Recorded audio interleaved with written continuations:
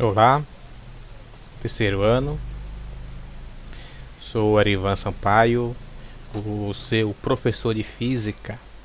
Estamos iniciando uma nova aula, hoje sobre cargas elétricas e a lei de Coulomb. A nossa aula de hoje é sobre a lei de Coulomb. Muito bem. Na última aula nós estudamos sobre os processos de eletrização, né? Responderam exercícios e hoje nós vamos avançar no assunto falando sobre a lei de Coulomb. E para iniciar nós temos aqui essa figura ABCD mostrando os seguintes passos. A princípio nós temos aqui um bastão eletrizado. Nós sabemos que ele tem uma carga líquida. Essa carga líquida está representada por esses sinais de mais. Então ele tem uma carga, é um corpo eletrizado positivamente, tem excesso de cargas positivas, de prótons, ok? E aqui nós temos pedaços de papel. Na figura B nós aproximamos o bastão eletrizado dos papéis e esses bastões os pedacinhos de papel se movimentam em direção ao bastão. Porque como pelo processo de indução magnética,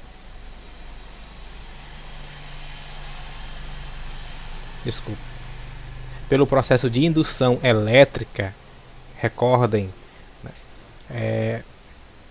essa carga positiva vai repelir a carga positiva dos papéis, é o que está indicado aqui. Percebam que próximo do bastão nós temos cargas negativas, né? E mais distante nós temos cargas positivas. Ele polariza cada pedaço de papel. Com isso fica mais próximo do bastão as cargas negativas, que são de sinais contrários, tá? E quando isso acontece, quando nós temos cargas positivas se aproximando de carga negativa, ou seja, o bastão se aproximando dessa porção dos papéis de carga negativa, eles vão se atrair, tá? Eles se atraem. É mágica isso? Não, isso é um fenômeno elétrico. Muito bem, então os bastões, ou melhor, os pedacinhos de papel são atraídos pelo bastão. O que acontece aqui na figura C, eles se tocam, é atraído até se tocarem. O que acontece de acordo com o que nós vimos, há uma redistribuição de cargas elétricas entre bastão e os pedacinhos de papel, tá? Como nós vimos, de modo que, como há uma redistribuição de cargas positivas, vai ficar ambos com excesso de cargas positivas, tanto ainda o bastão quanto os pedaços de papel, como está indicado aqui. Ambos ficam com excesso de carga positiva, e agora, por essas cargas serem de mesmo sinal, bastão positivo, pedaço de papel com carga positiva, eles se repelem, tá? Então isso aqui nós vamos usar para introduzir e provocar nossa aula de hoje.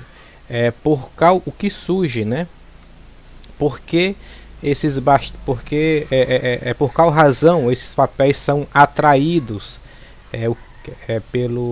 Por qual razão esses pedaços de papel são atraídos pelo bastão? Que há uma redistribuição de cargas, que carga de sinais iguais se repelem, carga de sinais diferentes se atraem. Nós já introduzimos isso na última aula. A provocação aqui por qual razão esses papéis se movimentam, né? Eles são atraídos. Muito bem. Mas antes de estudar propriamente, né, a natureza qual a razão pelo qual esses papéis são atraídos,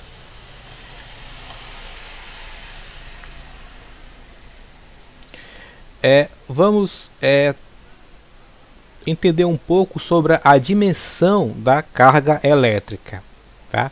Quando eu falo dimensão da carga elétrica, entendam com qual unidade se mede carga elétrica. Até agora nós falamos de carga elétrica, mas nós não falamos como se mede carga elétrica, qual a unidade medida da carga elétrica.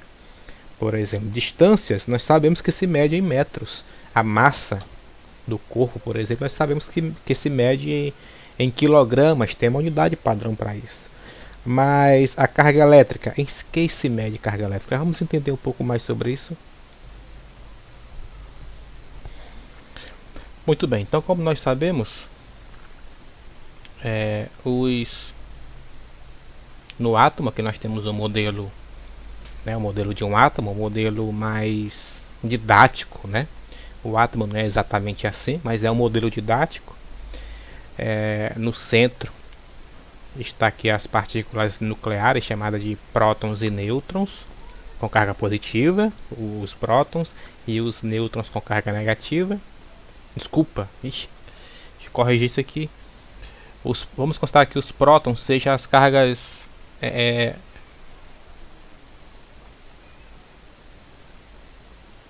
essas partículas brancas ou cinza, né? Tem carga positiva. Os prótons com carga positiva. Os vermelhos sejam os nêutrons com carga neutra, como o nome já sugere. E aqui circulando nesses orbitais nós temos os elétrons. Elétrons nós vamos representar pela letra E e tem carga negativa, né? Negativa. Tá bom? Então, onde eu quero chegar aqui é simplesmente quando nós falamos em Coulomb, nós vamos ver o que nós queremos aqui é dimensionar a carga elétrica. Então nós vamos partir aqui do átomo. O próton com carga positiva, deixa eu fazer aqui um pouco maior. Então aqui nós temos um próton com carga positiva. A carga de um próton isolado, se possível, se você tem um próton isolado, nós representamos a carga dele com E e um sinal de mais aqui. Esse E, ele vem de elementar, de carga elementar. E esse mais quer dizer que é a carga elementar positiva, que é a carga de um próton. E essa carga aí é 1,6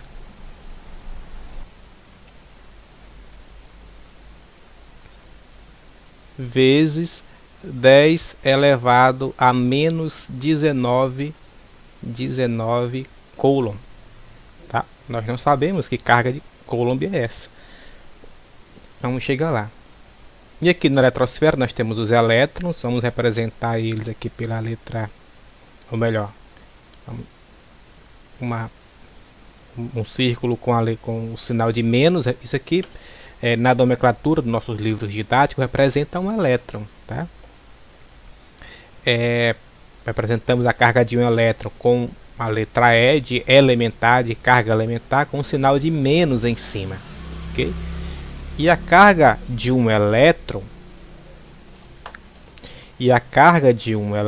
é igual à carga de um próton, só que negativa, ou seja, é menos 1,6 vezes 10 elevado a menos 19 Coulomb, ok? Essas são. E o neutro, como o nome já sugere, ele não tem carga, é uma partícula sem carga, ok? Muito bem, então se nós sabemos que um corpo com uma carga elétrica líquida, para saber qual é a carga elétrica desse corpo, nós teremos que ter o que? A quantidade de elétrons que esse corpo tem, ou de prótons, e multiplicar essa quantidade pela carga elementar do próton ou do elétron, dependendo se esse corpo está com carga positiva ou negativa. Aproveitando aquela imagem do bastão eletrizado, só uma questão hipotética para fins didáticos. Vamos considerar que a carga, já sabemos que esse bastão foi atritado com lã, por exemplo, e ele está com uma carga líquida positiva. Se eu quero saber qual é a carga total desse bastão, eu tenho que contar quantos, no caso aqui, prótons em excesso ele tem e multiplicar isso pela carga elementar de cada próton, né? No caso, a carga positiva, porque são prótons. Se fosse elétrons, eu multiplicaria essa quantidade pela carga elétrica negativa, né? 1,6. Vou corrigir aqui esse 1.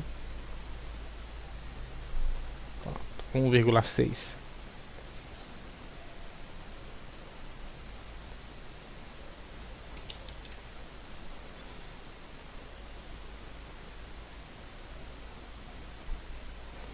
Sabia.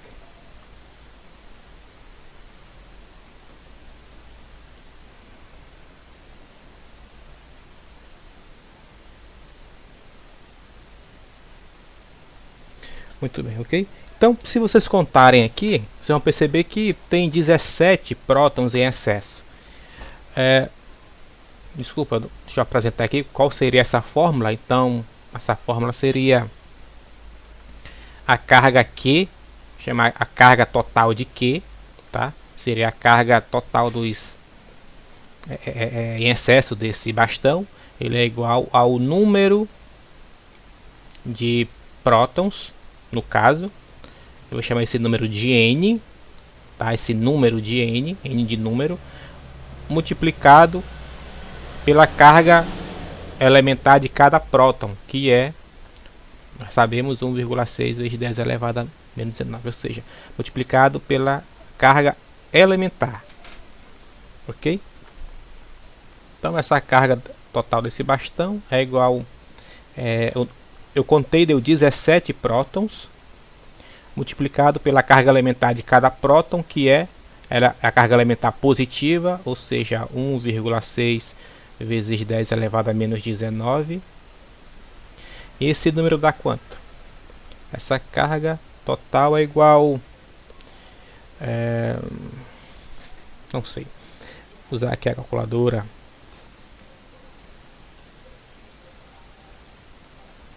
Um vírgula 6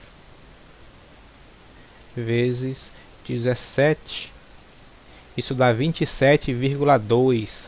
Eu vou deixar nessa forma mesmo, 27,2 vezes 10 elevado a menos 19. A carga se mede em coulomb. Nós não definimos o que é esse coulomb, né? Coulomb se representa pela letra C maiúscula de coulomb, ok? Então essa seria a carga líquida desse bastão. Você calcula assim. É um valor grande ou pequeno? É um valor pequeno, pessoal. Veja que essa potência aqui,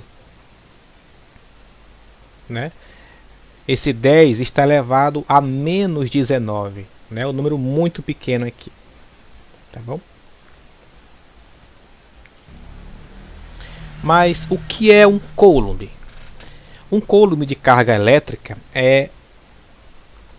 equivale à soma das cargas elétricas de aproximadamente 6,25 vezes 10 elevado a 18 elétrons.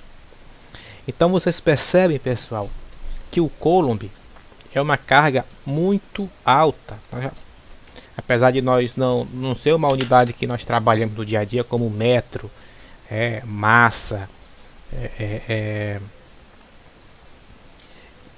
no caso da massa é o quilograma, né? Mas intuitivamente nós já imaginamos que é uma carga muito grande, porque envolve, olha só a quantidade de elétrons, da ordem de 10 elevado a 18 elétrons. É um número absurdamente grande. Se eu for escrever ele aqui, quantos elétrons seria? Veja, 6,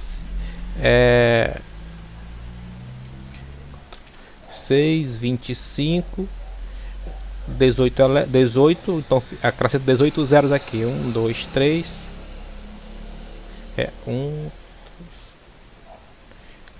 1, 2, 3. 1, 2, 3, 9, 10, 11, 12, 13, 14, 15, 16, 17, 18. 3, 3, 3, 3, 3, 3. É isso? 3, 6, 9, 12, 15, 18. É isso, né? Se eu escrevi errado. Bem aqui mesmo. Então nós temos mil, milhão, né? Mil, milhão, bilhão, trilhão, quatrilhão, quintilhão. Então, um coulomb equivale à carga elétrica de 625 quintilhões.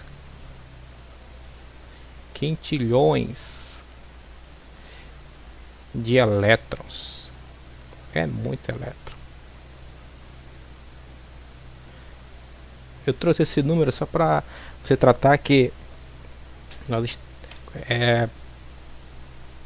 não quando nós trabalhamos com carga elétrica, nós não trabalha contando elétrons em poucas unidades. Qualquer transferência de elétrons que acontece no dia a dia envolve a quantidade gigantesca de elétrons, ok? Mesmo quando nós realizamos experimentos simples, didático na sala de aula, de passar o papel higiênico num canudinho, né, de aproximar, que foi a experiência que nós começamos essa aula, mesmo ali nós trabalhamos com a transferência de elétrons, uma transferência de uma quantidade muito grande de elétrons, ok?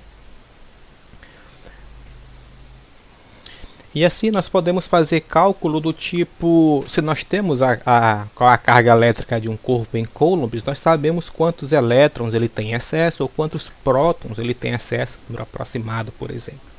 Então, por exemplo, se nós temos um corpo com uma carga elétrica líquida de 0,2 coulombs, então eu pergunto, quantos elétrons esse corpo tem em excesso? Né?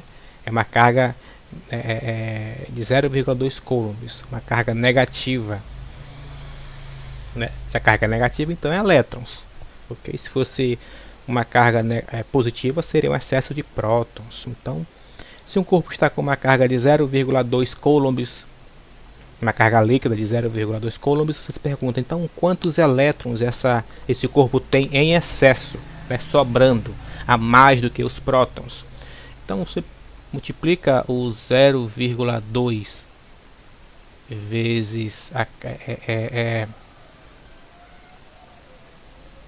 a carga de um coulomb, que é 6,25 vezes 10 elevado a 18 elétrons, que cada coulomb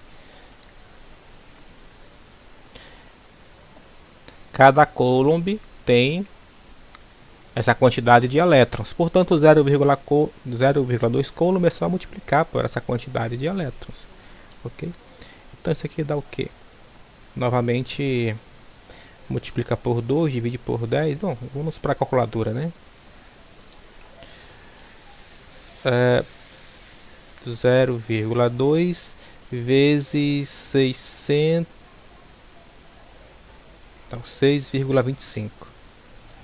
6,25, isso vai ser igual a 1,25 vezes o 10 elevado a 18, né? Olha, desculpa, não é menos, a quantidade de elétrons é um número positivo, é o número de elétrons, não é a carga, né? Nós estamos falando de número de elétrons, então é 18. Olha só a quantidade de elétrons, é da ordem de quintilhão, ok? 0,2 coulomb, então esse corpo tem excesso na ordem de quintilhões de elétrons, ok?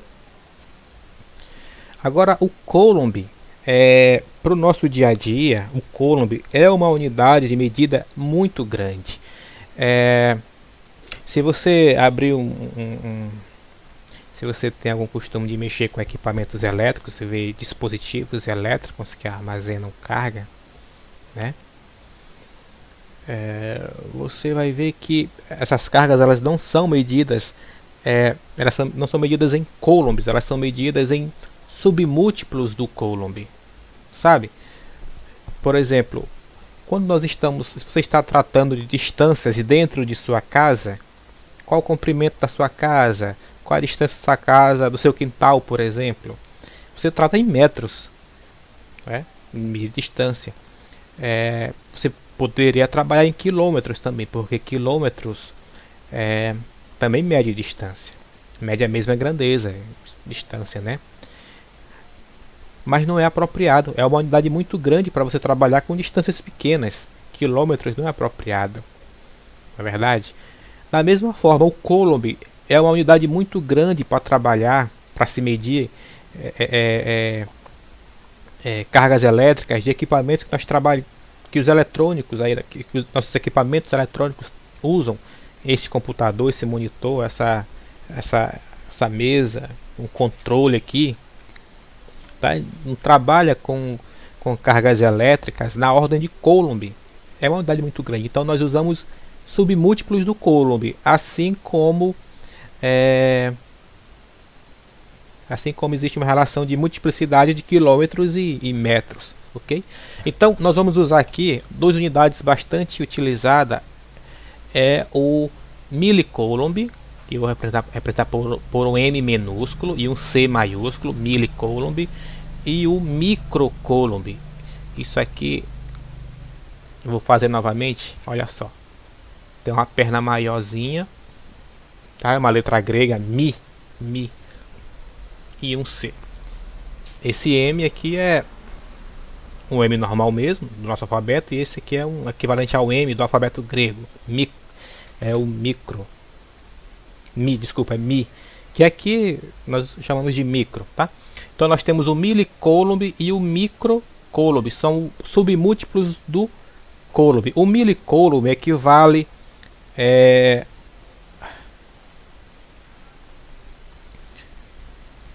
a 10 elevado a menos 3 coulombs, enquanto o microcoulomb equivale a 10 elevado a menos 6 coulomb, tá?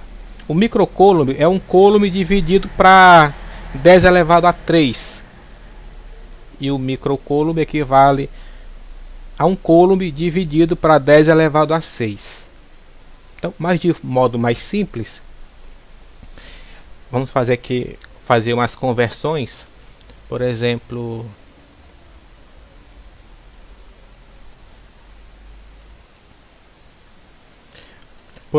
você tem 6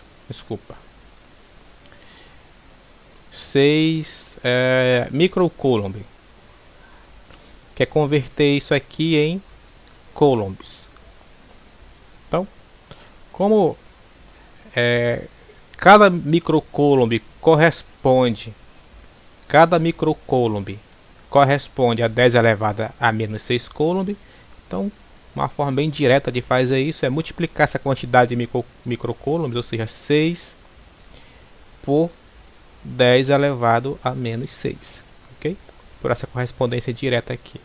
Então 6 microcoulombs equivale a 6 vezes 10 elevado a menos 6 coulombs, ok? Ainda veremos melhor essas conversões de unidade. Agora, voltando para aquele nosso problema inicial, onde nós tínhamos um bastão com excesso de carga positiva. Vou botar aqui fora. Com excesso de carga positiva, ele estava aproximado de pequenos pedaços de papel. Então surgia aqui uma força de atração, ou seja, os papéis eram atraídos pelo o bastão de vidro com carga positiva. Não é isso? Bom, lei de Coulomb, força entre cargas elétricas. O que de fato acontece é o seguinte. Vamos melhorar o diagrama e trazer esse corpo A e B. O que de fato acontece é o seguinte: quando dois corpos são aproximados, corpo A e B, corpos que estão eletrizados, acontece entre eles uma força, e essa força pode ser uma força de atração, como nesse sentido. Essa setinha do corpo A apontando para o B representa a força que B atrai o corpo A, e essa setinha vermelha no corpo B está indicando a força com que o corpo A está atraindo em sua direção o corpo B, ok? Então é o seguinte: quando se tem dois corpos eletrizados, aqui no segundo momento, são dois corpos, essa setinha vermelha aqui no corpo A representa a força com que o corpo B está afastando o corpo A, e essa seta vermelha no corpo B representa a força com que o corpo A está empurrando o corpo B. Então, eles estão se afastando. E daí você já matou a charada aí, que quando os corpos estão eletrizados, surge uma força entre elas, que pode ser uma força de atração, os dois corpos se aproximam, ou uma força de repulsão, os dois corpos tendem a se afastar. Mas é até bom que se esclareça melhor isso agora. Não é que esses corpos vão se aproximar, surge entre eles uma força de atração. Se eles vão se aproximar é outra história, porque depende como esses corpos estão presos, onde estão. Na verdade, se eles estiverem bem fixos, cada um em sua posição, vai surgir uma força de atração entre eles, mas talvez essa força não seja o suficientemente grande para movimentá-los, né, um em direção ao outro. Da mesma forma, o corpo A e B. Se tem uma força de repulsão entre eles, eles tendem a se afastarem, mas isso só vai acontecer se essa força for suficientemente grande para deslocar essa massa, né? Agora, essa relação de atração e repulsão, vocês já sabem, já tratamos sobre isso aqui, depende do sinal dessas cargas. Então, corpos quando tem o mesmo sinal,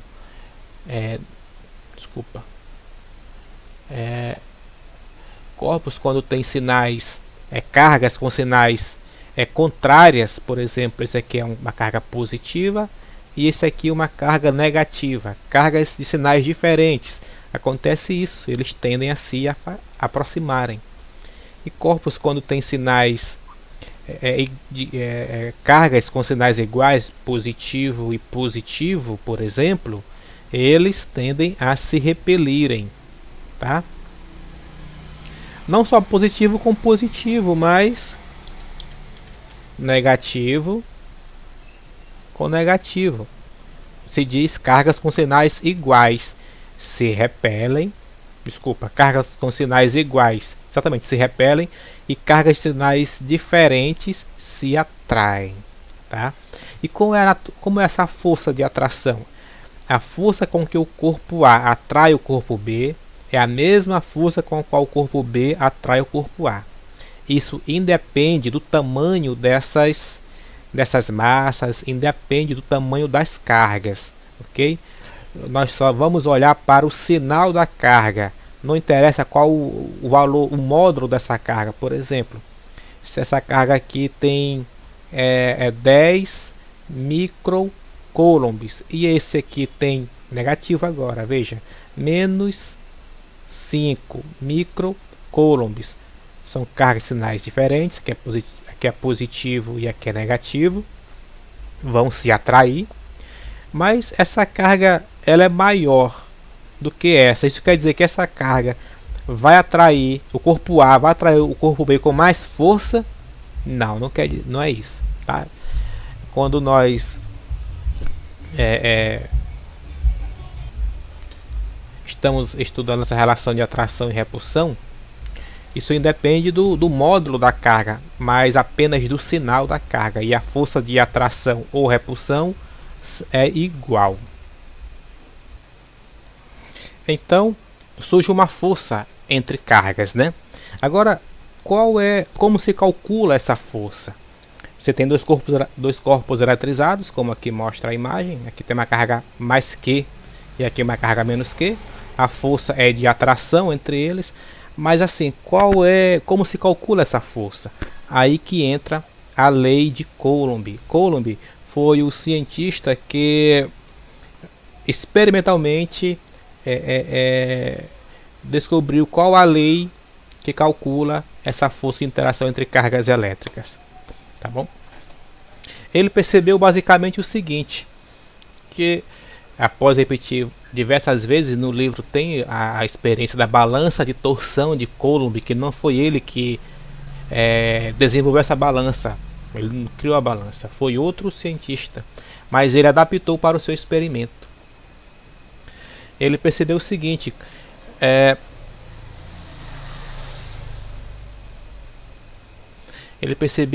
que a distância, que essa força, né, essa força de atração entre os corpos, por exemplo, ele dependia da distância entre eles. Então veja bem, olha só, é o que está indicando aqui nessa figura, nesse diagrama. Nesse primeiro caso, eu tenho uma carga Q, certo? E olha a setinha, olha o tamanho da setinha, né? Esses corpos se atraem. O tamanho dessa seta, pessoal, esse vetor, vocês deve ter estudado o vetor em algum momento. Essa seta representa um vetor, o vetor força elétrica, e o comprimento dele representa o módulo da força. Então, quanto maior essa seta, maior é o módulo da força, ok? Então, corpos de sinais diferentes se atraem, tranquilo, mas se eu pegar essa carga aqui e aumentar, dobrar, antes era Q, ficou 2Q, aquela permanece Q mesmo. O que vai acontecer? Olha só, a força de atração entre as cargas aumenta, está indicada aqui por 2F, pelo tamanho da seta aqui, na verdade, né? A seta é maior, então essa força de atração entre as cargas aumentaram. Aumentou quanto? Já está indicado aqui, aumentou pelo fator 2, antes era F, agora essa força é 2F. E agora, se eu dobrar em módulo essas cargas, essa aqui é 2Q, né? Veja, inicialmente era aqui, agora fica 2Q. Com relação a outra, eu dobrei, né? Lembra que ela tem que ser negativa. Nosso exemplo são cargas de sinais contrários. Mas o módulo de 2 é igual ao módulo de menos 2, né? Já vimos sobre módulo aqui, tá? Dobramos também a carga, o módulo da carga negativa. E o que acontece com a força? A setinha ficou maior ainda. Está indicado aqui que essa força também foi quadruplicada comparada com a primeira, né? Então, o que vocês percebem? E a distância entre as cargas? Aconteceu o quê? Esse diagrama está dizendo que a distância entre as cargas não mudou, ok? Simplesmente eu dobrei o valor das cargas e observei o que aconteceu com a força de atração entre elas, ok? Primeiramente dobrou e depois quadruplicou. A distância entre as cargas do experimento era a mesma. Muito bem. Ainda aqui, então eu percebi que mantendo a distância entre as cargas constante, dobrando as cargas, eu percebi uma relação aqui no aumento da força de atração. Agora vamos fazer o contrário. Nesse segundo caso aqui, nós vamos manter o valor das cargas exatamente a mesma, tá bom? No primeiro momento aqui, perceba que aqui tem apenas Q e Q. Mas o que está mudando aqui agora não é o valor da carga, é a distância entre essas cargas. Antes era D, no segundo momento do experimento era 2D, dobrou a distância, e no terceiro momento era 3D, tripliquei a distância.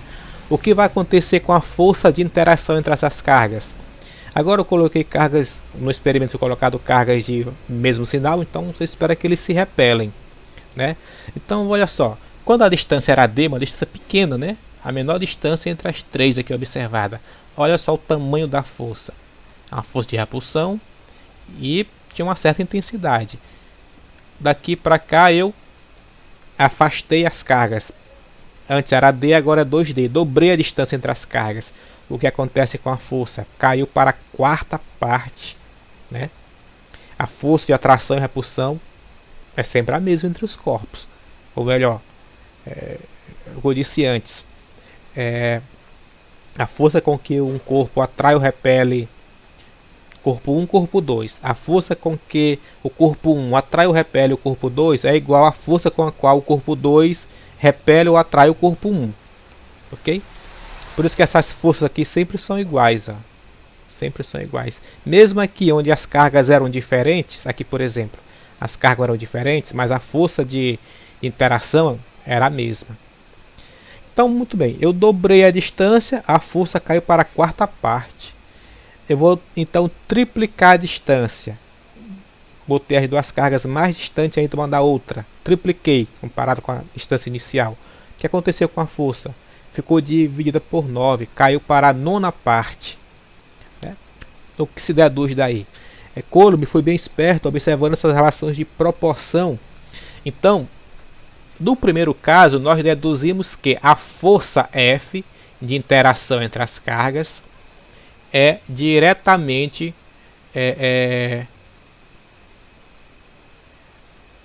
inversamente proporcional à distância. É inversamente proporcional à distância. A força é inversamente proporcional à distância. Por quê? Porque você aumenta a distância e a força... Desculpa, pessoal. Vamos tratar primeiro da... Não é da força, é da carga, né? Deixa eu corrigir aqui. Aqui nós não estamos comparando a distância, né? Aqui nós estamos comparando o valor da carga. A distância permaneceu a mesma no primeiro caso. Então vamos lá. Nesse primeiro caso nós concluímos que a força em relação é diretamente proporcional às cargas. É diretamente proporcional à carga elétrica. Carga Q. Como assim? Veja, se eu dobrei a carga, eu dobrei a força, né? Eu quadrupliquei a carga. Por que eu quadrupliquei? Porque eu dobrei uma e dobrei a outra. O dobro do dobro é o quádruplo, né? Se eu quadruplico as cargas, se eu tenho 4 vezes a carga inicial, então eu tenho 4 vezes a força. Então a força é diretamente proporcional à carga. É o que se traduz daqui. No segundo caso, o que acontece agora sim é a relação à força e distância. A distância está mudando. Então ele percebeu o seguinte, que a força é inversamente proporcional à distância. Por que inversamente? Porque eu aumento a distância, aumentei a distância, aumentei de novo. O que acontece com a força? Ela diminui, né? Diminuiu de F para F sobre 4 e F sobre 9. Eu aumento a distância entre as cargas e a força faz a diminuir, né? Isso quer dizer o quê? Que a força é inversamente proporcional à distância. Então vou dizer assim, se a força é inversamente proporcional à distância, eu represento isso assim.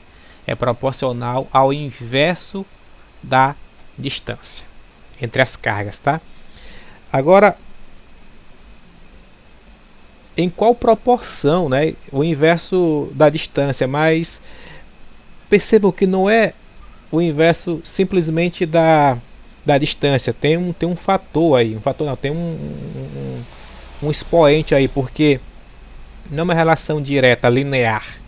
Porque se eu dobro a distância, então era para a força cair só para metade, mas não caiu para metade, caiu para 4 vezes mais, né? Caiu 4 vezes menos. A distância era D. Quando eu tripliquei a distância, a força não era para cair para sua terça parte, né?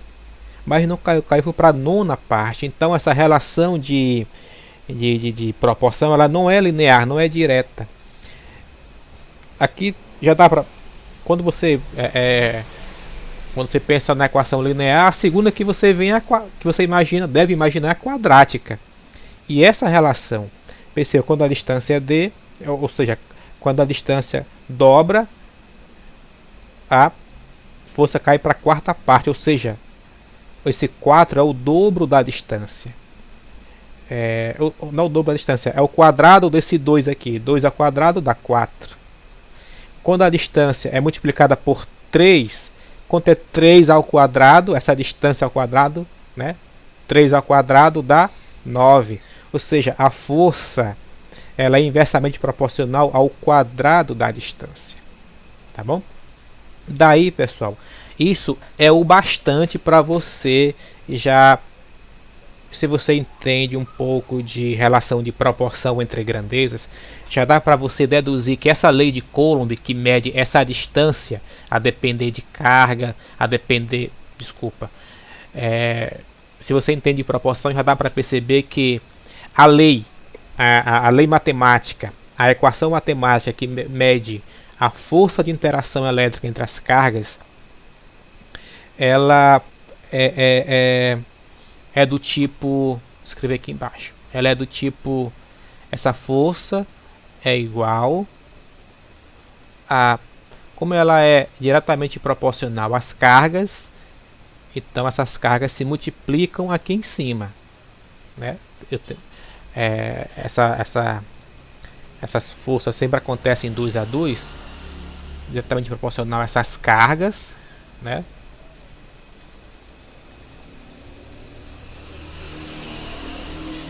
E inversamente proporcional ao quadrado da distância, ou seja, esse produto das cargas está dividido pelo quadrado da distância.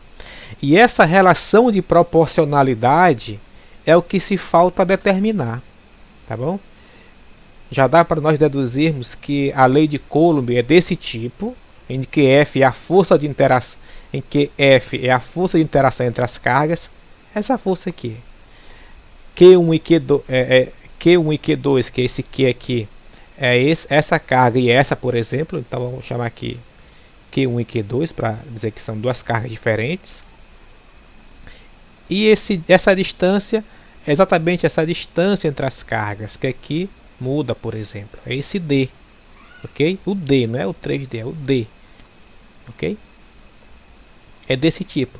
Falta determinar uma constante de proporcionalidade. Essa constante de proporcionalidade, o próprio Coulomb deduziu experimentalmente. Inclusive, determinar essa constante, que é o grande trabalho aqui o que dá mais trabalho para deduzir essa fórmula, não fórmula, essa lei matemática, essa equação matemática, tá?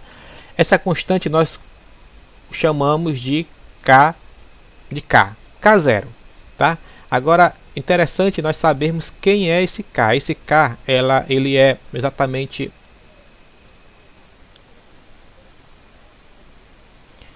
chamamos eles de constante eletrostática.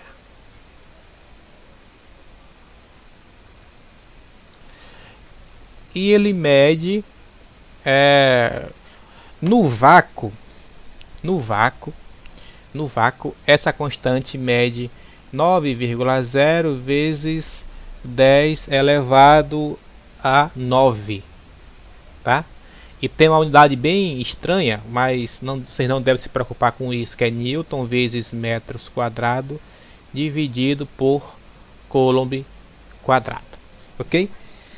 Então, está apresentado para vocês a lei de Coulomb. Essa aqui, pessoal, é a famosa lei de Coulomb.